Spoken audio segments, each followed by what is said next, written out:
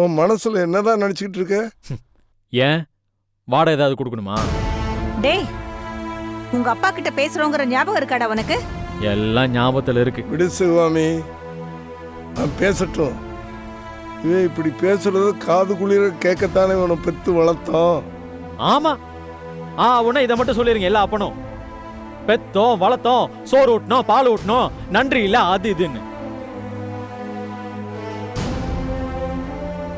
நடேசா, இவனு சின்ன பிள்ளை இல்லை உனக்கு அட்வைஸ் பண்றதுக்கு. ஆனா சொல்ல வேண்டிய கடமை எங்களுக்கு இருக்கு. உனக்கு கல்யாணம் ஆகி ஒரு பொம்பளை பிள்ளை இருக்கு, அதாவது ஞாபகத்தில் இருக்கா? நீ இப்பெல்லாம் தினம் குடிச்சிட்டு வீட்டுக்கு வர்றது எனக்கு தெரியாதுன்னு நினைக்காத. எல்லாத்தையும் கண்டு காணாமத்தான் இருக்கேன்.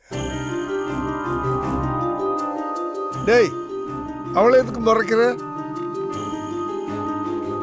நீ வீடு வந்து சேர்ற லட்சணம் எங்களுக்கு மட்டும் இல்லை, இந்த தெருவுக்கே தெரியும். வீட்டை விட்டு வெளியே போன மனுஷன் எப்போ வருவானோ, எங்க குடிச்சிட்டு கிடக்கிறானோன்னு பரிதவிச்சுட்டு கிடக்கிறது கொடுமை. அந்த கொடுமையை அனுபவிக்கிறவங்களுக்கு தான் தெரியும். அதை பார்வதி அனுபவிச்சுக்கிட்டு இருக்கா. குடிகாரன் பிள்ளையா இருந்தாலும் சரி, புருஷனா இருந்தாலும் சரி, அப்பனா இருந்தாலும் சரி, அவனை சகிச்சுட்டு வாழ்றது பெரிய சாபம். அந்த சாபத்தை நீ எல்லாரும் கொடுத்துக்கிட்டு இருக்கிற. வேண்டாம், நிறுத்திடு. நான் ஒழிஞ்சுட்டா உங்க எல்லாருக்கும் நிம்மதியா இருக்கும், அப்படிதானே? டேய், இப்படி ஏடா கூடமா பேசினா உங்கள்கிட்ட என்ன பேசுறதுன்னே தெரியலடா.